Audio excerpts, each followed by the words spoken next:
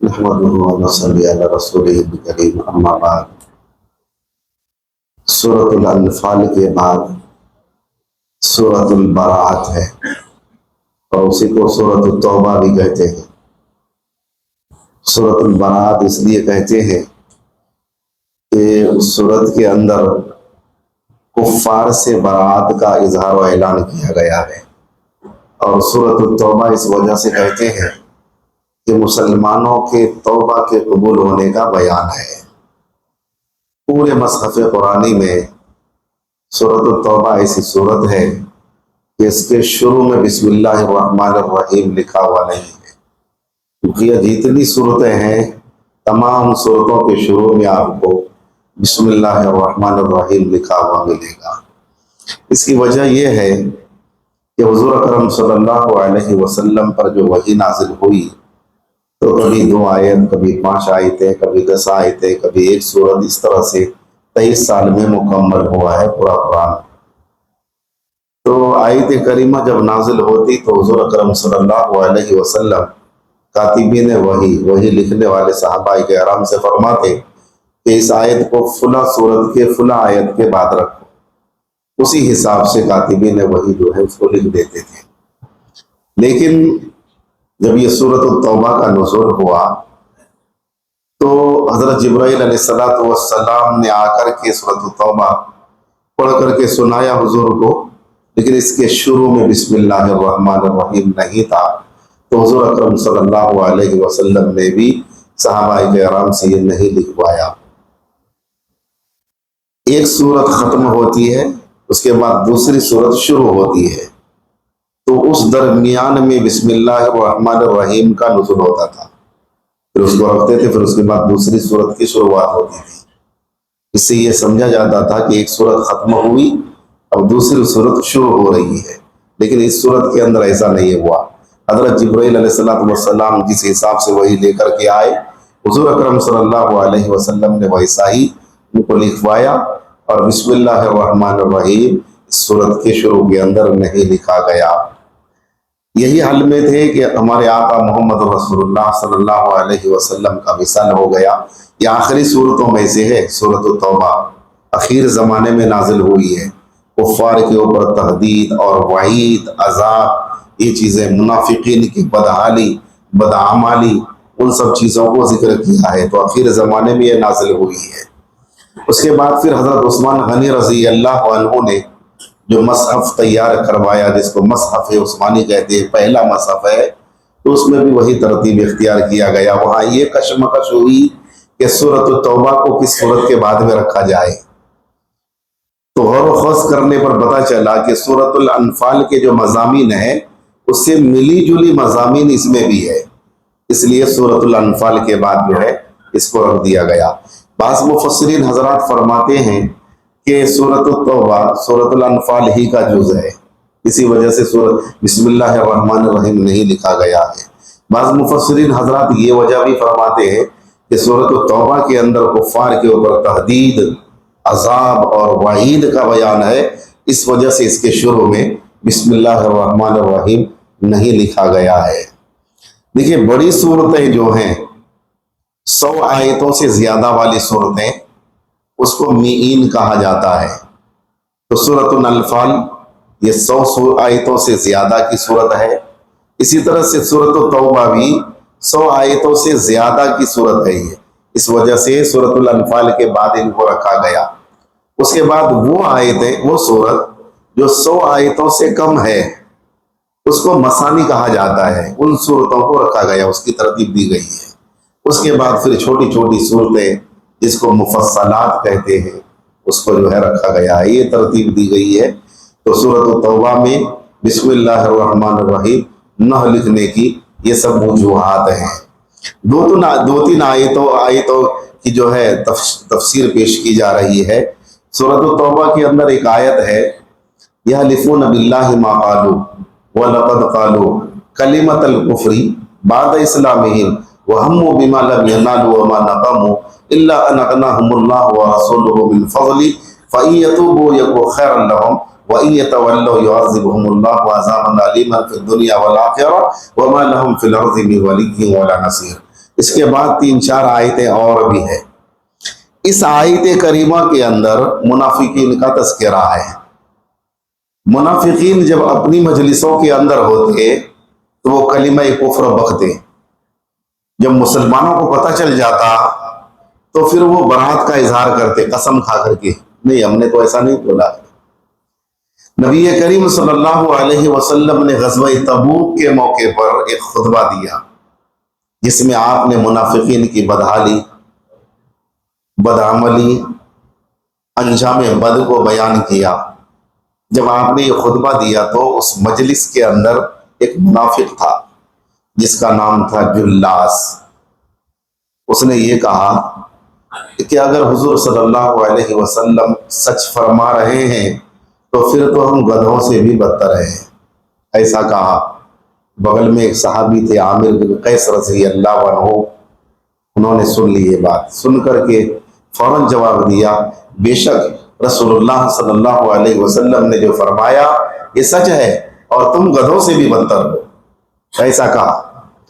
پھر غزوہ تبوک سے جب حضور اکرم صلی اللہ علیہ وسلم واپس مدینہ منورہ لوٹے تو عامر بن قیس رضی اللہ عنہ نے یہ واقعہ سنایا جلاس کے بارے میں حضور سے۔ تو حضور اکرم صلی اللہ علیہ وسلم نے بلایا اور بلا کر کے پوچھا کیا تم نے ایسی بات کہی ہے؟ وہ مکر گیا، نہیں یا رسول اللہ میں نے ایسی بات نہیں کہی ہے، اور عامر بن قیس میرے اوپر تہمت لگا رہا ہے، الزام لگا رہا ہے۔ تو حضور اکرم صلی اللہ علیہ وسلم نے فرمایا چلو مسجد کے اندر، مسجد نبوی میں منبر کے پاس کھڑے ہو کر کے دونوں قسم کھاؤ۔ تو جلاس کھڑا ہوا، بے دھڑک قسم کھا لیا، مکر گیا اپنے کہے ہوئے سے اور بے دھڑک قسم کھا لیا کہ نہیں میں ایسا نہیں بولا ہوں اور عامر بن قیس میرے اوپر تہمت لگا رہا ہے، کہہ کر کے بیٹھ گیا۔ عامر بن قیس رضی اللہ عنہ کا نمبر آیا، وہ کھڑے ہوئے اور انہوں نے بھی قسم کھائی اور ساتھ ہی یہ بھی دعا کیا یا اللہ اس معاملے کی حقیقت بذریعہ وحی میرے آقا محمد رسول اللہ صلی اللہ علیہ وسلم پر اس کی حقیقت روشن کر دے، واضح کر دے۔ حضور اکرم صلی اللہ علیہ وسلم نے بھی آمین کہی اور صحابہ کرام نے بھی آمین کہی۔ ابھی مجلس سے اٹھے بھی نہیں تھے لوگ کہ حضرت جبرائیل علیہ السلام وحی لے کر کے آئے۔ یہی آیت کریمہ جو میں نے خطبے کے اندر پڑھی ہے، یہ آیت کریمہ لے کر کے آئے، حضور کو پڑھ کر کے سنایا۔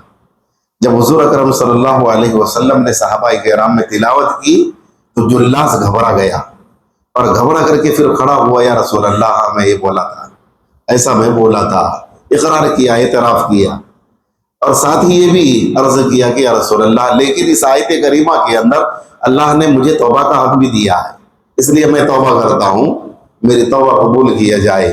توبہ کیا، اس کی توبہ قبول بھی کی گئی اور توبہ پر وہ قائم بھی رہا، پھر اس کے حالات درست ہو گئے۔ ایک یہ واقعہ ذکر کیا ہے، لیکن بعض دوسرے مفسرین حضرات اس آیت کریمہ کے شان نزول میں ایک اور خاص واقعہ کا ذکر کیا ہے، خصوصاً جب کہ آیت کریمہ کے اندر یہ بھی آیا ہے وَهَمُّ بِمَا لَمْ يَنَالُوا وَمَا نَقَمُوا، کہ ان لوگوں نے کسی کام کا ارادہ کیا لیکن وہ کام پورا نہیں ہوا۔ اس میں اشارہ ایک خاص واقعے کی طرف ہے، وہ یہ کہ منافقین کی سازشیں، غزوہ تبوک ہی میں یہ واقعہ پیش آیا تھا۔ 12 منافقین ایک گھاٹی میں آ کر چھپ کر بیٹھ گئے تھے اس ارادے سے کہ جب حضور اکرم صلی اللہ علیہ وسلم یہاں سے گزریں گے تو یہ بار کی حملہ کر دیں گے۔ اس ارادے سے حضرت جبرائیل علیہ السلام نے آ کر کے آپ کو اطلاع دے دی، آپ اس راستے سے ہٹ کر دوسرے راستے سے آپ گزر گئے، اس واقعے کی طرف اشارہ ہے۔ تو یہ 2 شان نزول ہیں۔ اس کے بعد کی جو آیتیں ہیں اس کے اندر بھی ایک خاص واقعہ ہے۔ امام ابن جریر رحمۃ اللہ علیہ، امام ابن حاتم، ابن مردویہ نے روایت کیا ہے طبرانی سے، اور اسی طرح سے بیہقی نے امام ابو امامہ باہلی رضی اللہ عنہ سے ایک روایت نقل کیا ہے۔ اس کے بعد کی جو آیات ہے اس کے نزول کا ایک خاص واقعہ ہے، وہ یہ ہے کہ ایک شخص تھا جس کا نام تھا ثعلبہ بن حاطب انصاری۔ ان کا حال بہت برا تھا، بہت غربت کی زندگی گزر رہی تھی، بہت تنگ دست یہ شخص تھا۔ ان کا واقعہ یہ ہے کہ یہ نماز پڑھنے کے لیے آتا اور حضور اکرم صلی اللہ علیہ وسلم جو ہی سلام پھیرتے فوراً اٹھ کر کے چلا جاتا، حضور کی دعا میں شریک نہیں ہوتا اور حضور کی مجلس میں شریک نہیں ہوتا۔ عموماً نماز کے بعد، دعا کے بعد حضور کی مجلس لگتی تھی، صحابہ کرام مسائل پوچھتے تھے، کوئی نہیں وہی نازل ہوئی تو وہی پڑھ کر کے تلاوت کر کے آپ سناتے تھے، لیکن یہ شخص سلام پھیرتا اور پھیر کر کے فوراً چلا جاتا۔ صحابہ کرام نے نوٹ کیا اس بات کو، کئی روز نوٹ کیا۔ اس کے بعد حضور کی خدمت میں عرض کیا، یا رسول اللہ، ثعلبہ نماز میں تو شریک ہوتا ہے، آپ کے پیچھے نماز پڑھتا ہے، لیکن جو ہی آپ سلام پھیرتے ہیں فوراً چلا جاتا ہے۔ تو حضور نے فرمایا کہ اچھا ٹھیک ہے، اب دوسری نماز میں وہ آئے تو ان کو روکو، مجھ سے ملنے بولو۔ چنانچہ جب دوسری نماز میں وہ آیا تو ایک صحابی نے کہا کہ حضور رکنے کے لیے بولے ہیں، ملاقات کے لیے بولے ہیں۔ نماز کے بعد حضور صلی اللہ علیہ وسلم کی خدمت میں وہ حاضر ہوا، ملاقات کی۔ حضور نے پوچھا کیا بات ہے ثعلبہ؟ صحابہ کرام کہہ رہے ہیں کہ تم سلام کے فوراً بعد چلے جاتے ہو۔ تو پھر اس نے اپنا حال بیان کیا، یا رسول اللہ، میرا تو یہ حال ہے کہ میرے پاس یہی ایک کپڑا ہے، ایک چادر ہے، میں یہ چادر پہن کر کے آتا ہوں، نماز پڑھتا ہوں، میری بیوی چیتڑا پہن کر کے رہتی ہے، پھر میں گھر جاتا ہوں، میں یہ کپڑا انہیں دیتا ہوں، وہ نماز پڑھتی ہے۔ یعنی اتنی تنگ دستی تھی، اتنا برا حال تھا، اس لیے میں جلدی چلا جاتا ہوں۔ پھر حضور اکرم صلی اللہ علیہ وسلم سے عرض کیا، یا رسول اللہ، میرے لیے دعا کر دیجئے، میں مالدار بن جاؤں۔ حضور اکرم صلی اللہ علیہ وسلم نے فرمایا، ثعلبہ، کیا میرا طریقہ تمہیں پسند نہیں ہے؟ جب اتنا حضور نے فرمایا تو ثعلبہ یہ سن کر کے چلا گیا۔ دوسری مرتبہ پھر خدمت میں حاضر ہوا، عرض کیا، یا رسول اللہ، آپ میرے لیے دعا فرما دیجئے کہ میں مالدار بن جاؤں، غنی بن جاؤں۔ حضور اکرم صلی اللہ علیہ وسلم نے فرمایا، ثعلبہ، یہی حالت اچھی ہے تمہاری، یہ حالت اچھی ہے۔ پھر چلا گیا۔ کچھ ایام کے بعد پھر آیا حضور کی خدمت میں، یا رسول اللہ، آپ میرے لیے دعا کر دیجئے کہ میں مالدار بن جاؤں، اس شرط کے ساتھ، اللہ اگر مجھے مال عنایت کیا تو میں ہر حق والوں کو دوں گا، بھائی اعزا، اقربا، رشتہ دار، غریب ہو، یتیم ہو، مسکین ہو، محتاج ہو، سب میں خرچ کروں گا اپنا مال، آپ دعا کر دیجئے۔ حضور صلی اللہ علیہ وسلم دست مبارک اٹھاتے ہیں، اللہ کی بارگاہ میں دعا کرتے ہیں، اور اس دعا کا یہ اثر ہوتا ہے کہ ثعلبہ کی مویشیوں میں، بکریوں میں بے تحاشا اضافہ ہوتا ہے، برکت کا نزول ہوا۔ حضور ہاتھ اٹھائے اور دعا قبول نہ ہو، ایسا ہو سکتا ہے؟ حضرت انس رضی اللہ عنہ کے حق میں دعا کی تھی حضور نے، وہ کتنی اولادیں ہوئی، مال اور اولاد بھی بہت زیادہ اللہ نے عنایت کیا، عمر بھی زیادہ ہوئی حضرت انس رضی اللہ عنہ۔ بہت سارے یہ تابعین فرماتے ہیں کہ میں نے زیارت کی ہے حضرت انس رضی اللہ عنہ کی، تو حضور نے دعا کی، اس کی برکت اور اس کا نتیجہ یہ تھا کہ بکریوں میں بے تحاشا اضافہ ہوا۔ جس جگہ میں ثعلبہ رہ رہا تھا وہ جگہ تنگ پڑ گئی، تو وہاں سے نکل کر کے مدینہ شہر سے باہر ایک جگہ لی، اس نے بڑی جگہ لی اور وہاں اپنا مال و جائیداد لے کر کے چلا گیا۔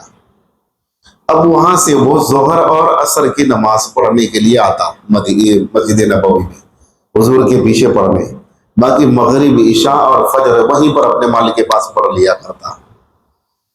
کچھ زمانے کے بعد اور اضافہ ہوا ان بکریوں پہ، وہ جگہ بھی تنگ پڑ گئی، پھر وہاں سے نکل کر ایک اور جگہ مدینہ سے دور ایک بڑی جگہ لی، وہاں چلا گیا۔ جب وہاں پہنچ گیا تو اب وہاں سے صرف جمعہ کے روز آتا، ساری نمازیں وہیں اپنے مال کے پاس ادا کرتا، اور جمعہ کے روز حضور کی خدمت میں مسجد نبوی بھی آتا، جمعہ کی نماز ادا کرتا۔ کچھ زمانہ گزرنے کے بعد اور مویشیوں میں اضافہ ہوا اور زیادہ، وہ جگہ بھی تنگ پڑی، تو اس جگہ کو چھوڑ کر ایک بڑی جگہ مدینہ سے دور جا کر ایک بڑی جگہ لی اس نے، وہاں اپنے مویشیوں کو لے کر کے گیا اور وہاں رہنے لگا. اب جمعہ میں بھی آنا بند کر دیا. جمعہ میں بھی وہ نہیں آ رہے تھے. ایک روز حضور اکرم صلی اللہ علیہ وسلم نے صحابہ کرام سے پوچھا کہ وہ ثعلبہ کا کیا ہوا، نظر نہیں آتا ہے. تو صحابہ کرام نے عرض کیا، یا رسول اللہ، ان کے بکریوں میں، مویشیوں میں اتنا اضافہ ہوا کہ مدینہ کی یہ جگہ تنگ پڑی. وہ مدینہ سے دور جا کر جگہ لی ہے اور وہاں رہ رہا ہے، اس وجہ سے نہیں آ رہا ہے. حضور اکرم صلی اللہ علیہ وسلم نے یہ سن کر فرمایا، یا ویح ثعلبہ، یا ویح ثعلبہ، یا ویح ثعلبہ. 3 مرتبہ آپ نے فرمایا کہ ثعلبہ پر افسوس ہے، ثعلبہ پر افسوس ہے، ثعلبہ پر افسوس ہے. اسی زمانے میں آیات صدقات نازل ہوئی. خذ من اموالہم صدقۃ تطہرھم وتزکیہم بہا، یعنی زکوٰۃ کا حکم نازل ہوا. تو صدقات کی آیات جب نازل ہوئی تو حضور اکرم صلی اللہ علیہ وسلم نے مویشیوں کا نصاب مقرر کیا اور عامل مقرر کیے کہ مسلمانوں کے پاس جا کر کے صدقات وصول کریں. 2 عامل صدقہ اور مقرر کیے اور ان سے بھی کہا، قبیلہ بنو سلیم کے ایک شخص کے پاس کہ وہاں جاؤ اور ان کے پاس سے صدقات کا مال لے کر آؤ، اور راستے میں ثعلبہ سے بھی ملنا اور انہیں بھی کہنا کہ زکوٰۃ نکالیں. چنانچہ وہ دونوں عامل صحابی گئے تو راستے میں ثعلبہ سے ملاقات ہوئی. حضور کا فرمان سنایا کہ اپنے مال میں سے زکوٰۃ نکالو. تو ثعلبہ نے پہلے تو یہ کہا کہ یہ تو جزیہ ہے جو کافروں سے لیا جاتا ہے، مسلمانوں سے نہیں لینا چاہیے. پھر اچھا ٹھیک ہے، آپ جائیں وہاں اور جب وہاں سے واپس لوٹیں تو ادھر ہی آتے ہوئے جائیں. چنانچہ وہ دونوں عامل صحابی قبیلہ سلیم بنو سلیم کے اس شخص کے پاس گئے تو اس نے بڑا احترام کیا، عزت کے ساتھ بٹھایا، کھانا وغیرہ کھلایا. پھر اس کے بعد اپنے جانوروں میں سب سے موٹا فربا جو عمدہ قسم کا جانور تھا صدقات میں، وہ جانور پیش کیا. تو یہ دونوں صحابی نے ان سے کہا کہ نہیں، حضور نے ہمیں جو ہے موٹا فربا اعلیٰ قسم کے جانور کو لینے سے منع کیا ہے، متوسط درجے کا جانور کو. تو اس شخص نے کہا نہیں، آپ حضور کے عامل ہیں، آپ کو حضور نے بھیجا ہے، میں اپنی خوشی سے دیتا ہوں، یہ آپ یہ جانور لے جائیں. چنانچہ ان سے وہ صدقات کا مال وصول کیے، لے کر واپس پھر راستے میں ثعلبہ بن حاتب انصاری کے پاس آئے. جب آئے تو کہتے ہیں، لاؤ وہ دستور زکوٰۃ، دستور صدقات دکھاؤ مجھے. اس طرح سے کہا تو ان دونوں نے حضور کا فرمان دکھایا. تو وہ دیکھ کر کہنے لگا، یہ تو ایک قسم کا جزیہ ہے جو مسلمانوں سے نہیں لینا چاہیے، کافروں سے لیا جاتا ہے. اچھا ٹھیک ہے، میں اس پر غور و خوض کروں گا، پھر اس کے بعد کچھ فیصلہ کرتا ہوں، بعد میں آئے. ایسا کہا. وہ دونوں صحابی واپس لوٹے، حضور اکرم صلی اللہ علیہ وسلم کی خدمت میں قبیلہ بنو سلیم کے اس شخص کا واقعہ سنایا. حضور سن کر بہت خوش ہوئے. پھر ثعلبہ کا حال بھی سنایا. اس طرح سے اس نے کہا. اس پر یہ آیت کریمہ نازل ہوئی، وَمِنْهُمْ مَنْ عَاهَدَ اللَّهَ لَئِنْ آتَانَا مِنْ فَضْلِهِ لَنَصَّدَّقَنَّ وَلَنَكُونَنَّ مِنَ الصَّالِحِينَ فَلَمَّا آتَاهُمْ مِنْ فَضْلِهِ بَخِلُوا بِهِ وَتَوَلَّوْا وَهُمْ مُعْرِضُونَ. یہ دونوں آیت کریمہ نازل ہوئی. جب یہ آیت کریمہ نازل ہوئی، اس کا ترجمہ یہ ہے، بعض لوگ ایسے ہوتے ہیں جو یہ عہد کرتے ہیں اللہ سے کہ اللہ اگر اپنے فضل سے مال دے دیا تو ہر حق والوں کا حق ادا کروں گا میں. اللہ جب اپنے فضل سے مال عطا کر دیتا ہے تو پھر وہ اس میں بخل کرتے ہیں، کنجوسی کرتے ہیں، حق والوں کا حق ادا نہیں کرتے ہیں. یہ ترجمہ ہے ان دونوں آیت کریمہ کا. یہ آیت کریمہ جب نازل ہوئی تو حضور نے پھر وہی کلمہ 3 مرتبہ فرمایا، یا ویح ثعلبہ، یا ویح ثعلبہ، یا ویح ثعلبہ، کہ ثعلبہ پر سخت افسوس ہے، ثعلبہ پر سخت افسوس ہے، ثعلبہ پر سخت افسوس ہے. یہ حضور نے فرمایا. یہ آیت کریمہ آپ نے تلاوت فرمائی تو اس مجلس کے اندر ثعلبہ کا کوئی رشتہ دار رہ رہا تھا. وہ دوڑتے ہوئے گیا اور جا کر کے ثعلبہ کو واقعہ سنایا کہ تمہارے بارے میں تو آیت نازل ہو گئی ہے، کیا کر رہے ہو تم؟ اب جب اس نے سنا یہ تو وہاں سے گھبرا کر کے ہانپتا کانپتا ہوا حضور کی خدمت میں حاضر ہوا.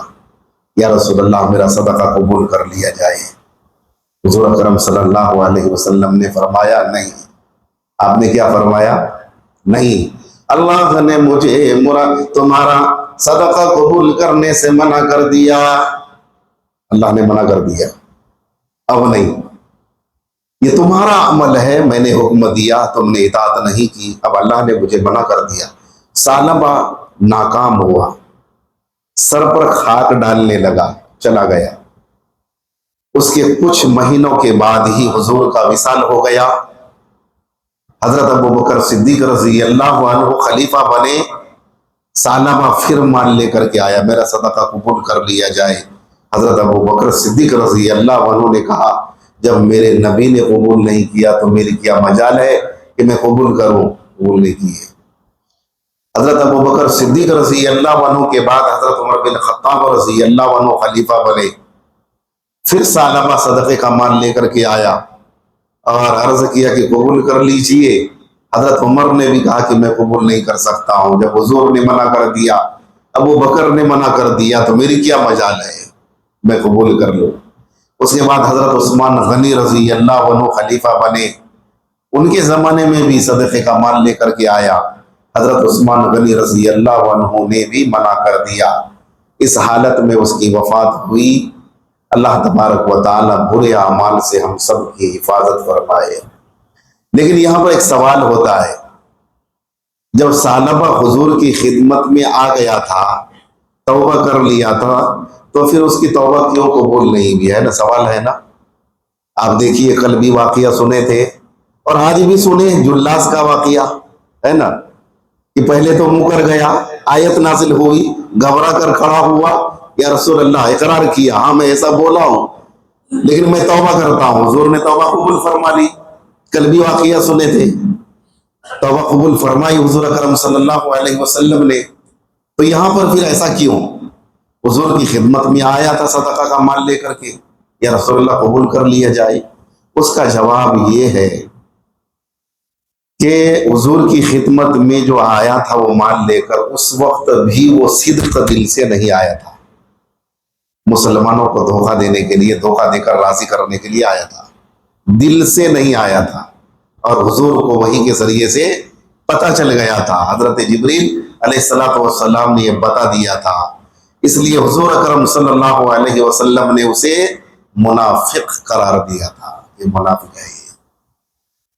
اس لیے بعد کے صحابہ کرام خلفائے راشدین نے بھی ان کے صدقات کو لینے سے منع کر دیا کہ منافق کا صدقہ قبول نہیں ہے، مرتد کا صدقہ قبول نہیں ہے. زکوٰۃ جو ہم ادا کرتے ہیں تو زکوٰۃ کے لیے ایک شرط یہ ہے کہ مسلمان بھی ہو، مسلمان بھی ہو، یہ بھی شرط ہے، اور بالغ بھی ہو، مال ہو، مال ملکیت میں ہو، قبضے میں ہو، یہ سب شرائط ہیں. تو یہ مسلمان ہونا، حضور نے چونکہ ان کو منافق قرار دیا، اس وجہ سے جو ہے ان کے صدقات کو قبول نہیں کیا گیا، مرتد ہو گیا وہ، سمجھیے. لیکن حضور اکرم صلی اللہ علیہ وسلم کے وصال کے بعد کسی کے دل کے نفاق کا قطعی طور پر ہم پتہ نہیں لگا سکتے ہیں، ہے نا، بلکہ کوئی صحابی بھی نہیں لگا سکتے. حضور صلی اللہ علیہ وسلم کو وحی کے ذریعے سے بتا دی جاتی تھی یہ منافق ہے، یہ مرتد ہو گیا ہے، اس کے اندر نفاق ہے، لیکن کسی دوسرے کو اس کی اطلاع نہیں مل سکتی ہے.